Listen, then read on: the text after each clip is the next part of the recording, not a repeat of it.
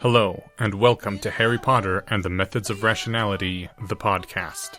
Written by Eliezer Yudkowsky, read by Eneasz Brodsky, based on the works of J.K. Rowling. Chapter 99. Roles. Aftermath.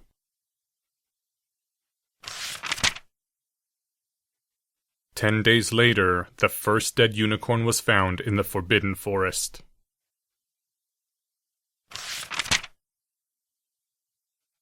Chapter 100. Precautionary Measures, Part 1. May 13th, 1992. Argus Filch's face appeared twisted in the light of the oil lamp he held, shadows dancing over his face. Behind them, the doors of Hogwarts quickly receded, and the dark grounds moved closer. The track they now walked was muddy and indistinct. The trees, branches formerly bare with winter, were not yet fully clad with spring. Their branches stretched up toward the sky like lean fingers, skeletons visible amid the thin foliage. The moon was bright, but clouds scudding across it often threw them into darkness, lit only by the dim flames of Filch's lamp. Draco kept a firm grip on his wand. "Where are you taking us?" said Tracy Davis. She'd been caught along with Draco by Filch, on their way to an attempted meeting of the Silvery Slytherins after curfew hours, and likewise given a detention. "You just follow me," said Argus Filch. Draco was feeling rather annoyed by the whole affair. The Silvery Slytherins ought to be recognized school business. There was no reason why a secret conspiracy shouldn't have permission to meet after curfew if it was for the greater good of Hogwarts. If this happened one more time, he'd talk to Daphne Greengrass, and Daphne would talk to her father, and then Filch would learn the wisdom of looking the other way where Malfoys were concerned. The lights of the Hogwarts castle had diminished in the distance when Filch spoke again. "I bet you'll think twice about breaking a school rule again, won't you, eh?" Filch turned his head away from the lamp so that he could leer at the 4 students following him. "Oh, yes. Hard work and pain are the best teachers if you ask me. It's just a pity they let the old punishments die out. Hang you by your wrists from the ceiling for a few days. I got the chains still in my office. I keep 'em well oiled in case they're ever needed." "Hey!" Tracy said, a touch of indignation entering her voice. "I'm too young to hear about that sort of, especially if the chains are well oiled." Draco wasn't paying attention. Filch simply wasn't in Amicus Caro's league. Behind them, one of the 2 older Slytherins following them snickered, though she didn't say anything. Beside her was the other, a tall boy with a Slavic cast to his face, and who still spoke with an accent. They'd been caught for some unrelated offense, having to do with the type of thing Tracy went on about, and looked to be in their 3rd or 4th year. Said the taller boy. "In Durmstrang, they hang you upside down by your toes. By one toe, if you are insolent." Argus Filch was silent for around half a minute, as though trying to think of a proper rejoinder, and then gave a chuckle. "We'll see what you say about that when you learn what you'll be doing tonight." "I said I'm too young for that sort of thing. It has to wait until I'm older." Ahead of them was a cottage with lighted windows, though the proportions seemed wrong. Filch whistled, a high, sharp sound, and a dog began barking. From the cottage stepped forth a figure, making the trees seem too short around it. The figure was followed by a dog that seemed like a puppy by comparison, until you looked at it apart from the taller silhouette and realized the dog was huge, more like a wolf. Draco's eyes narrowed before he caught himself. As a Silvery Slytherin, he wasn't supposed to be prejudiced against any sentient being, especially not where other people might see him. "What's this?" said the figure in the loud, gruff voice of the half-giant. His umbrella lit up with a white glow, brighter than Filch's dim lamp. In his other hand he held a crossbow, a quiver of short bolts strapped to his upper arm. "Students! Serving detention!" Filch said loudly. that they help you search the forest for whatever's been eating them. The forest? We can't go in there at night. That's right. Said Filch, turning from Hagrid to glare at them. It's into the forest you're going, and I'm much mistaken if you'll all come out in one piece. But there's werewolves, I've heard. And vampires. And everyone knows what happens when there's a girl and a werewolf and a vampire all at the same time. The huge half-giant was frowning.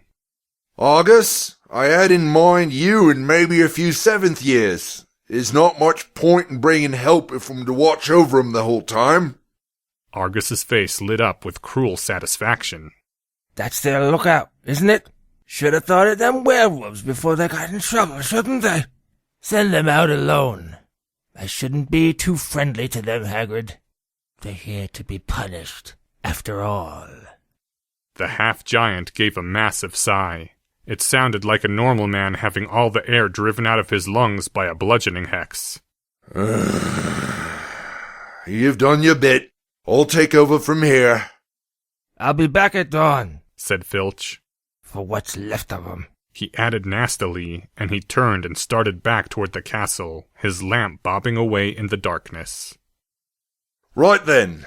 Now listen carefully, 'cause it's dangerous what we're gonna do tonight, and I don't want no one taking risks. Follow me over here for a moment. He led them to the very edge of the forest.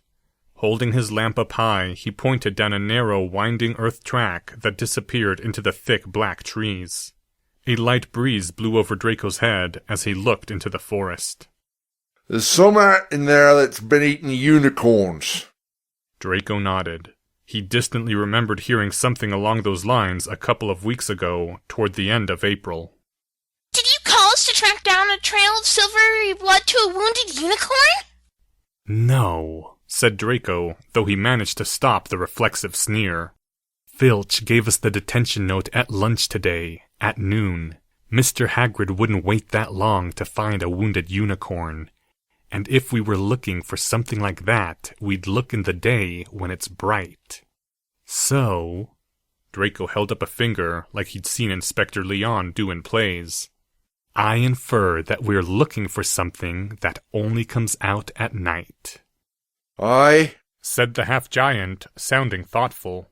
You're not what I expected, Draco Malfoy. Not what I expected at all. And you'd be Tracy Davis then. I'd heard of you. One of poor Miss Granger's lot. Rubeus Hagrid looked over at the two older Slytherins, peering at them in the light of his glowing umbrella. And who'd you be again? Don't remember seeing much of you, boy. Cornelia Walt, said the witch, and this is Yuri Yuli. indicating the Slavic-looking boy who'd spoken of Durmstrang. His family's visiting from the Ukrainian land, so he's in Hogwarts just for the year. The older boy nodded, a faintly contemptuous cast on his face. This is Fang, Hagrid said, indicating the dog. The five of them set off into the woods. What could be killing unicorns? Draco said, after they'd walked for a few minutes. Draco knew a bit about dark creatures, but he couldn't remember anything that was said to prey on unicorns. What sort of creature does that? Does anyone know? Werewolves! Miss Davis, Draco said, and when she looked at him, he silently pointed a finger up at the moon. It was waxing gibbous, but not yet full. Oh, right. No wares in the forest. They're plain wizards most of the time, remember? Couldn't be wolves either. They're not near fast enough to catch a unicorn. Powerful magical creatures, unicorns are. I never knew one to be it before. Draco listened to this, thinking about the puzzle almost despite himself. Then what is fast enough to catch a unicorn?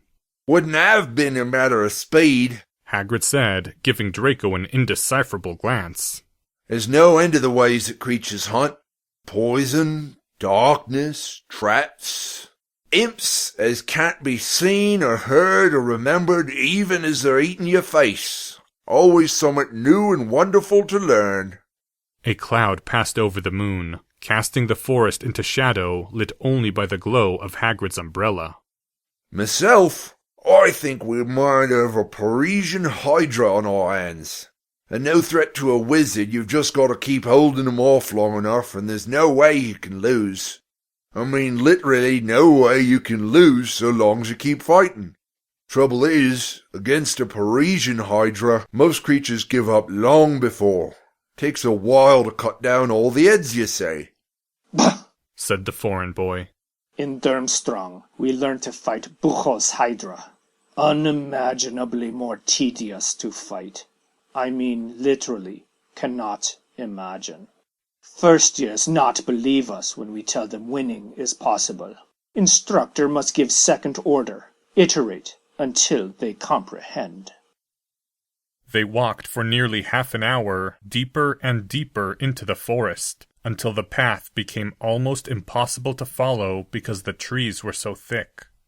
Then Draco saw it. Thick splashes on the roots of trees, gleaming a brighter color beneath the moonlight. Is that? Unicorn's blood. The huge man's voice was sad.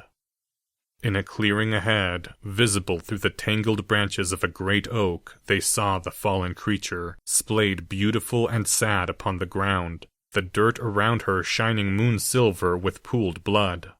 The unicorn was not white, but pale blue, or appearing so beneath the moon and night sky. Her slender legs stuck out at odd angles, obviously broken, and her mane spread across the dark leaves, green-black, but with a sheen like pearls. On her flank was a small white shape like a starburst, a center surrounded by 8 straight rays. Half her side had been ripped away, the edges ragged like the marks of teeth, bones and inner organs exposed. A strange choking sensation rose in Draco's throat. That's her, Hagrid said, his sad whisper as loud as a normal man's voice. Just where I found her this morning, dead as a dead doorknob. She was first unicorn I ever met in these woods. I called her Alicorn, not that it matters to her any more, I suppose.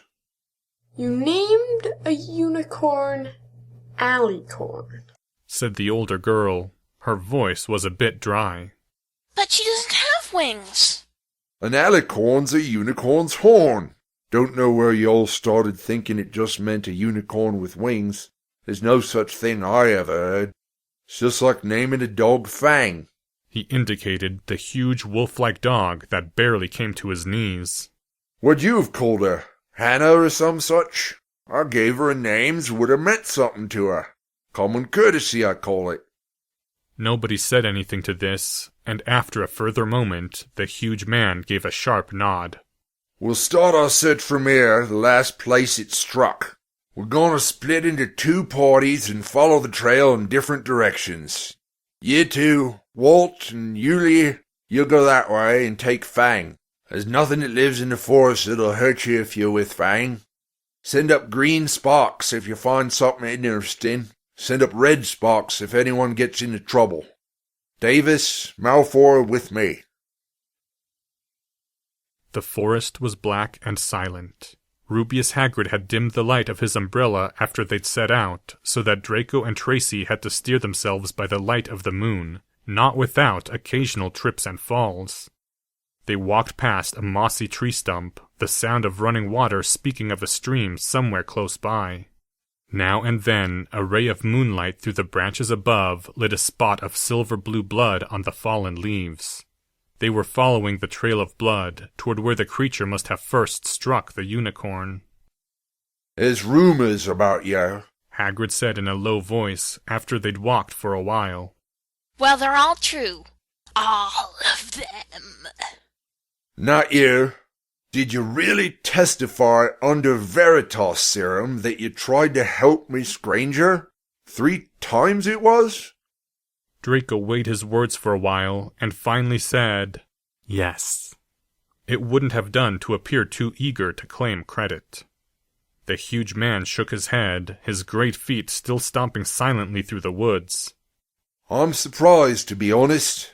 And you too, Davis, trying to put the holes in order. Are you sure the sorting hat put you in the right place? There's not a single witch or wizard who went bad who wasn't in Slytherin, so it's always been said. That's not true. What about Chandran Tong, the Black Raven, Spencer of the Hill, and Mr. Kayvon? Who? Just some of the best dark wizards from the last 2 centuries. They're probably the best from Hogwarts who weren't from Slytherin. Her voice fell, lost its enthusiasm. Miss Granger always told me I should read up on anything Anyway, Draco said quickly, that's not really relevant, Mr. Hagrid. Even if... Draco worked it around in his head, trying to translate the difference between probability of Slytherin given dark and probability of dark given Slytherin into non-scientific language. Even if most dark wizards are from Slytherin, very few Slytherins are dark wizards. There aren't all that many dark wizards, so not all Slytherins can be one. Or as Father had said, while any Malfoy should certainly know much of the secret lore, the most costly rituals were better left to useful fools like Amicus Carrow. So you're saying that most dark wizards are Slytherins, but most Slytherins are not dark wizards. Draco had a weary feeling they'd be at this for a while, but like fighting a Hydra, the important thing was to not give up. I never thought of it that way, the huge man said, sounding awestruck. But well, if you're not all a house of snakes, then what? Get behind that tree! Hagrid seized Draco and Tracy and hoisted them off the path behind a towering oak. He pulled out an arrow and fitted it into his crossbow, raising it, ready to fire. The 3 of them listened. Something was slithering over dead leaves nearby. It sounded like a cloak trailing along the ground. Hagrid was squinting up the dark path, but after a few seconds, the sound faded away. I knew it. There's something in here that shouldn't be. They went after where the rustling sound had come from, with Hagrid in the lead and Tracy and Draco both gripping their wands at the ready. But they found nothing, despite searching in a widening circle with their ears straining for the faintest sound. They walked on through the dense, dark trees. Draco kept looking over his shoulder, a feeling nagging at him that they were being watched. They had just passed a bend in the path when Tracy yelled and pointed. In the distance, a shower of red sparks lit the air. You two wait here. Stay where you are. I'll come back for you. Before Draco could say a word, Hagrid spun and crashed away through the undergrowth. Draco and Tracy stood looking at each other until they heard nothing but the rustling of leaves around them. Tracy looked scared, but trying to hide it. Draco was feeling more annoyed than anything else. One had the distinct impression that Rubeus Hagrid, when he had formed his plans for tonight, had not spent even 5 seconds visualizing the consequences if something actually went wrong. Now what? We wait for Mr. Hagrid to come back.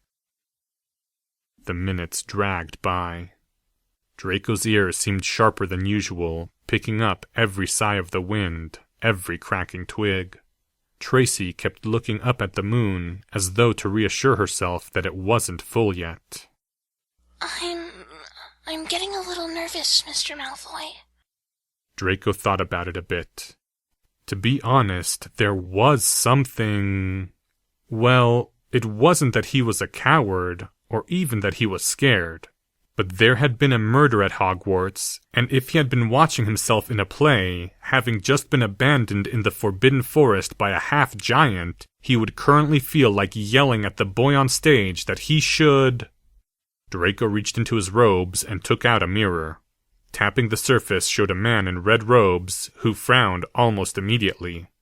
Or Captain Inyaj Brodsky. The man said clearly, causing Tracy to start with the loudness in the quiet forest. What is it, Draco Malfoy? Put me on 10-minute check-in, Draco said. He'd decided not to complain directly about his detention. He did not want to look like a spoiled brat. If I don't respond, come get me. I'm in the Forbidden Forest. Inside the mirror, the Auror's brows rose. What are you doing in the Forbidden Forest, Mr. Malfoy? "Looking for the unicorn eater with Mr. Hagrid," Draco said, and tapped the mirror off, putting it back in his robes before the Auror could ask anything about detentions or say anything about serving it out without complaining. Tracy's head turned toward him, though it was a little too dim to read her expression. Thanks. The few leaves which had emerged on their branches rustled as another, colder breeze blew through the forest. Tracy's voice was a little louder when she spoke again. You didn't have to, she said, now sounding a little shy.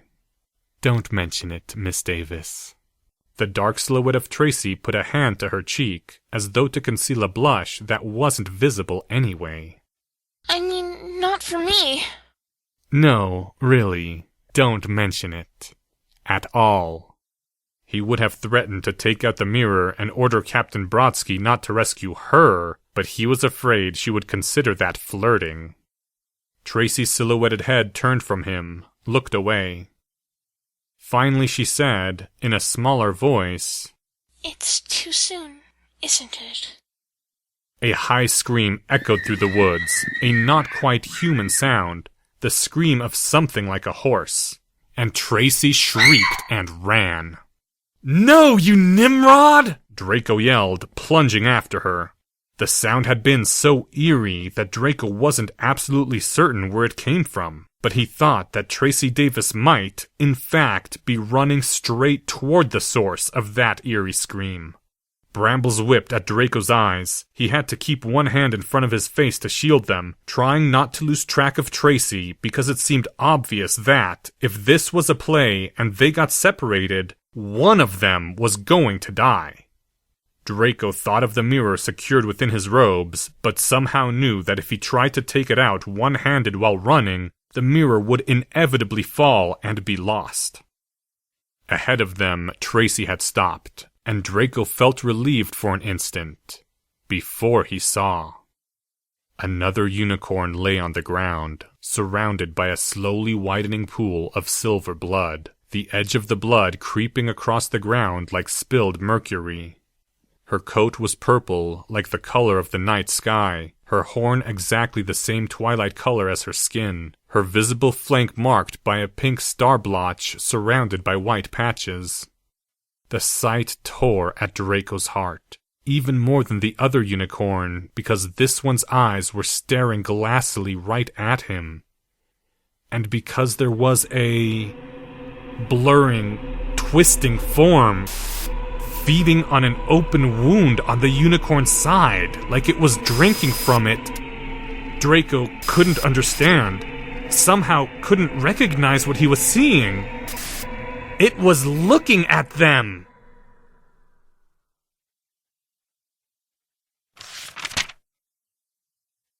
End first half of Chapter 100. Thank you to the following people. Auror Captain Brodsky by Dan Carlin. Cornelia Walt, Ida Holcomb.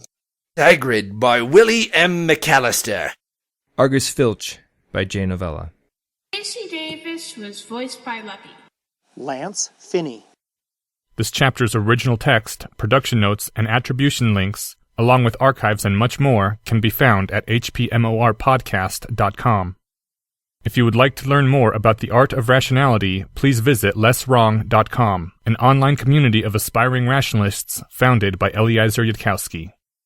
Some sound effects used are courtesy of the Free Sound Project. The music used is Welcome to the Black Parade by My Chemical Romance. Thank you for listening, and come back in 2 weeks for the conclusion to Chapter 100, Precautionary Measures, Part 1.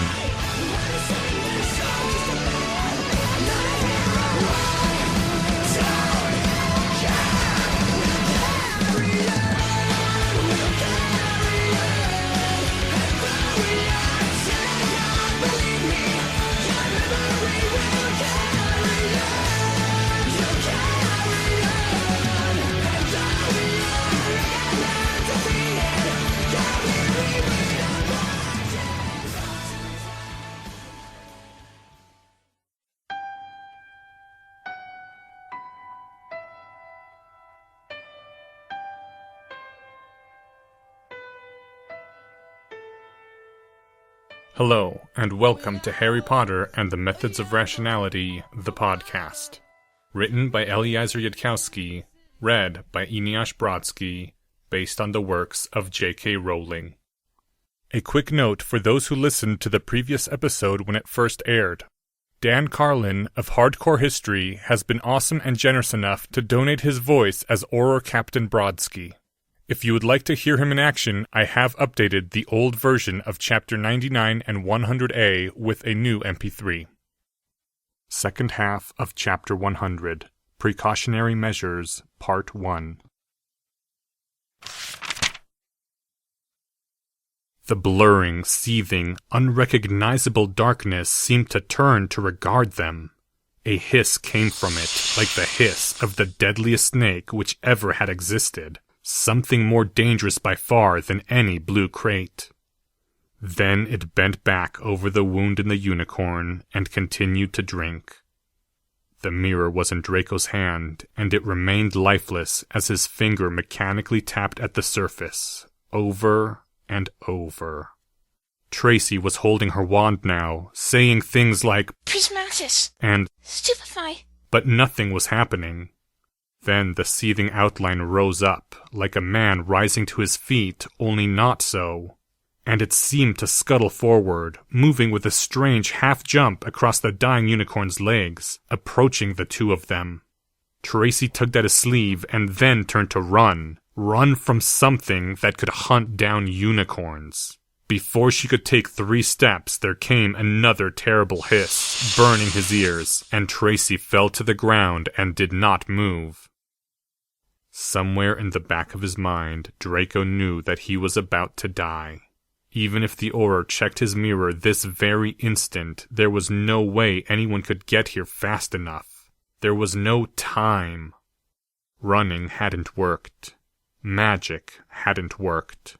The seething outline came closer, while Draco tried, in his last moments, to solve the riddle. Then a blazing silver ball of light plunged out of the night sky and hung there, illuminating the forest as bright as daylight, and the seething outline leapt backwards, as though in horror of the light. 4 broomsticks plunged out of the sky, 3 Aurors with bright, multicolored shields, and Harry Potter holding his wand aloft, seated behind Professor McGonagall within a larger shield. "Get out of here!" roared Professor McGonagall. An instant before the seething thing gave forth another terrible hiss, and all the shielding spells winked out. The 3 Aurors and Professor McGonagall fell off their broomsticks and dropped heavily to the forest floor, lying motionless. Draco couldn't breathe, the most intense fear he'd ever felt in his life gripping all through his chest, sending tendrils around his heart. Harry Potter, who had remained untouched, silently guided his broomstick toward the ground, and then leapt off to stand between Draco and the seething outline, interposing himself like a living shield. "Run!" said Harry Potter, turning his head half back to look at Draco. The silver moonlight gleamed on his face. "Run, Draco! I'll hold it off!" "You can't fight that thing alone!" Draco cried aloud. A nausea was in his stomach, a churning sensation that, looking back in memory, seemed both like and unlike a sense of guilt, as though it had the sensations, but not quite all of the emotion. "I must," Harry Potter said grimly. "Go!" "Harry, I'm sorry for everything. Though later, looking back, Draco couldn't quite remember what he'd meant to apologize for. Maybe it had been that he was planning to overthrow Harry's conspiracy all that time ago. The seething figure, now seeming blacker and more terrible, rose up into the air, hovering off the ground. "Go!" Draco turned and fled headlong into the woods with the branches whipping at his face. Behind him, Draco heard another terrible hiss, and Harry's voice rising, crying something that Draco couldn't make out from the distance. Draco turned his head for only an instant to look back, and in that moment ran into something, hitting his head hard, and blacked out.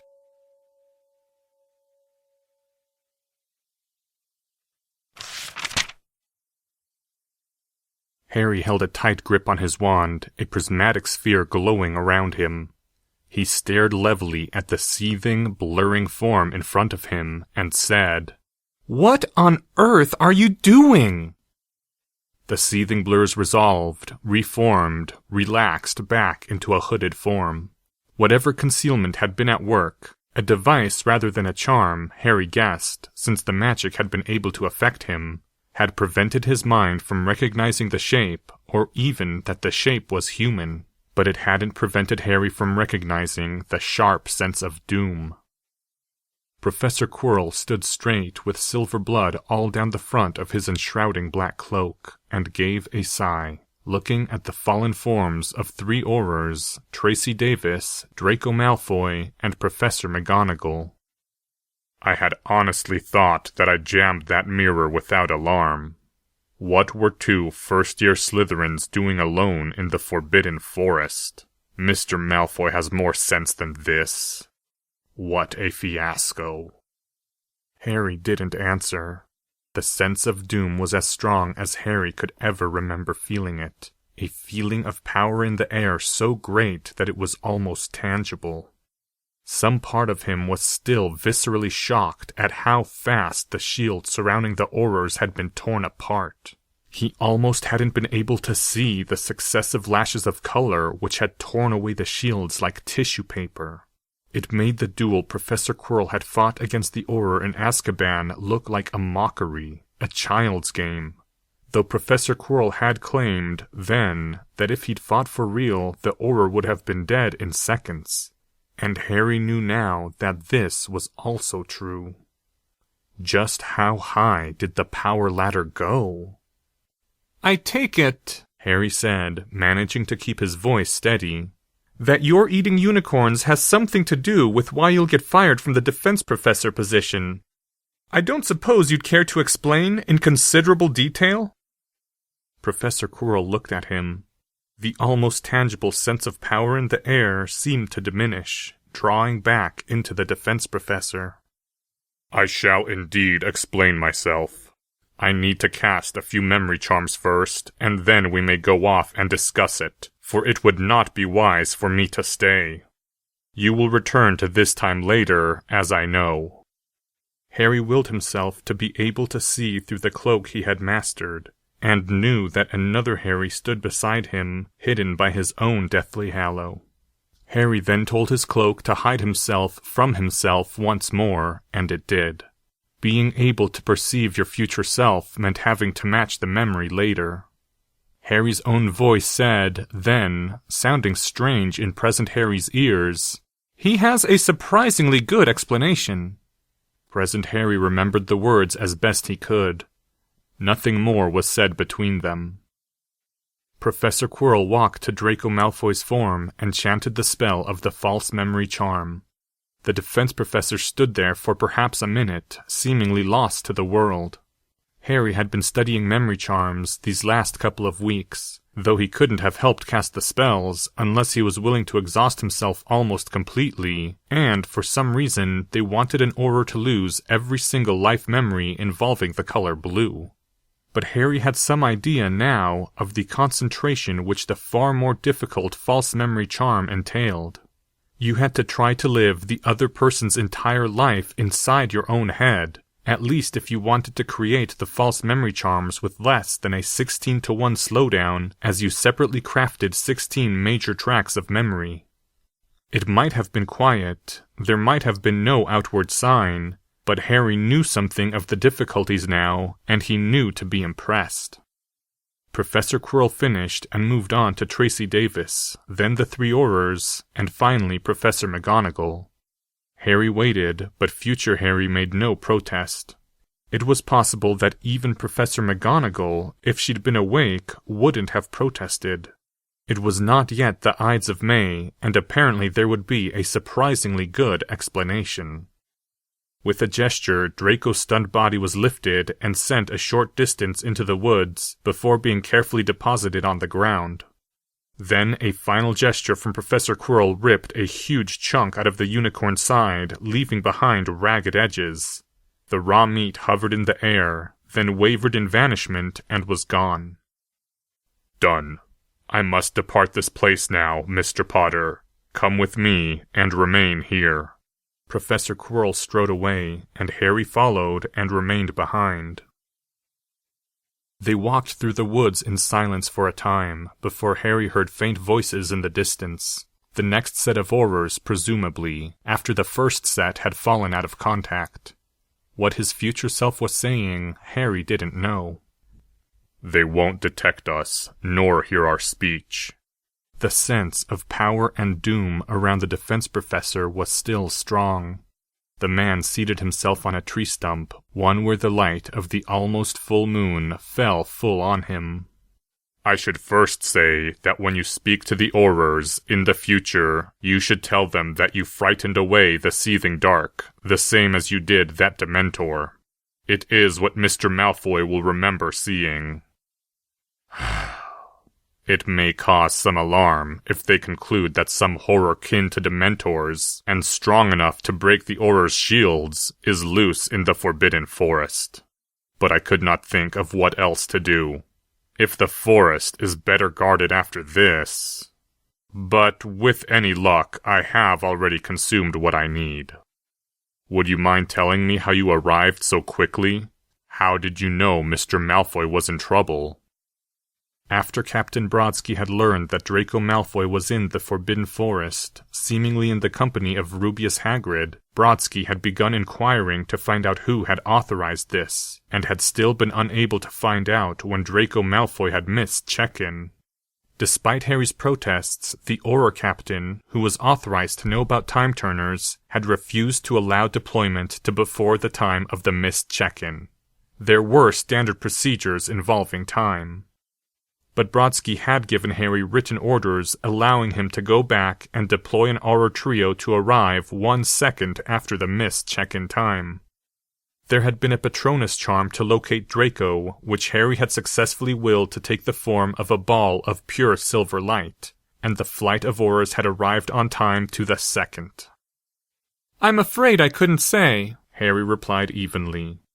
Professor Quirrell was still a major suspect, and it was good for him not to know the details. "Now, why are you eating unicorns?"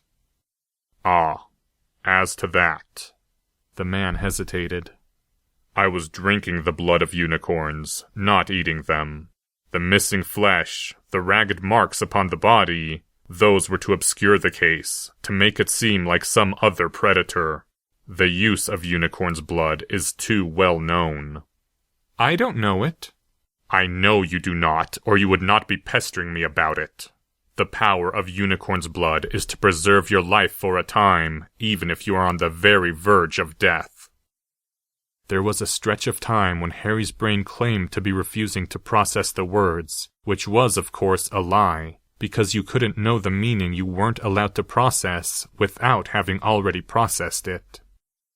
A strange sense of blankness overtook Harry, an absence of reaction. Maybe this was what other people felt like when someone went off script, and they couldn't say or think of anything to do. Of course Professor Quirrell was dying, not just occasionally ill. Professor Quirrell had known he was dying. He'd volunteered to take the defense professor position at Hogwarts, after all. Of course he'd been getting worse the whole school year. Of course illnesses which kept getting worse had a predictable destination at their end. Harry's brain had surely known already, somewhere in the safe back of his mind where he could refuse to process things he'd already processed. Of course that was why Professor Quirrell wouldn't be able to teach battle magic next year. Professor McGonagall wouldn't even have to fire him. He would just be... dead. "No. There has to be a way." "I am not stupid, nor particularly eager to die. I have already looked. I had to go this far simply to last out my lesson plans, having less time than I had thought. And..." The head of the dark moonlit figure turned away. "I think I do not want to hear about it, Mr. Potter." Harry's breath hitched. Too many emotions were bubbling up in him at once. After denial came anger, according to a ritual someone had just made up, and yet it seemed surprisingly appropriate. And why isn't unicorn blood standard in healer's kits then?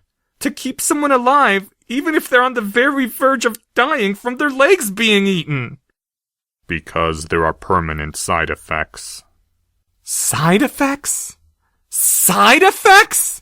What kind of side effect is medically worse than death? Not everyone thinks the same way we do, Mr. Potter.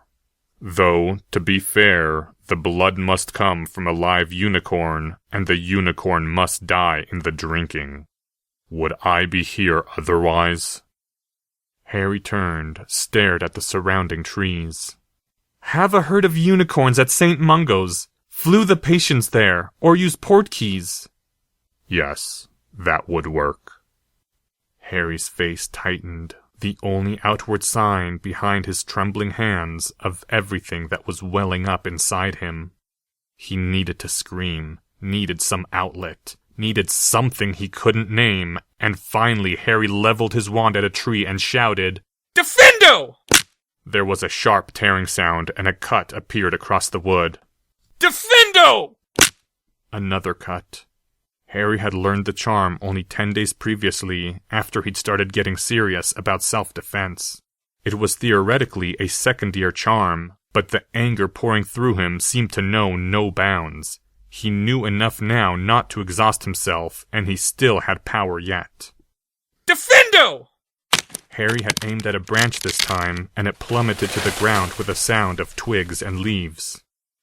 There didn't seem to be any tears inside him, only pressure with no outlet. I shall leave you to it. The defense professor rose from his tree stump, the unicorn's blood still moonlit on the black cloak he wore, and drew his hood back over his head. Defendo! Defendo! Defendo!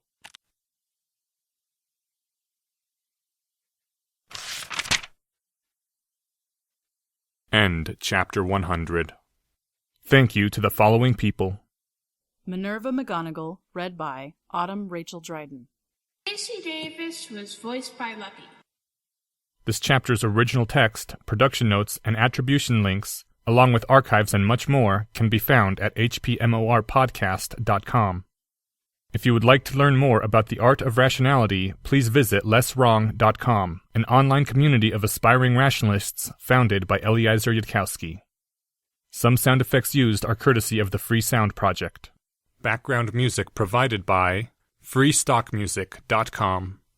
The music used is Welcome to the Black Parade by My Chemical Romance. Thank you for listening, and come back in 2 weeks for Chapter 101. Precautionary Measures, Part 2.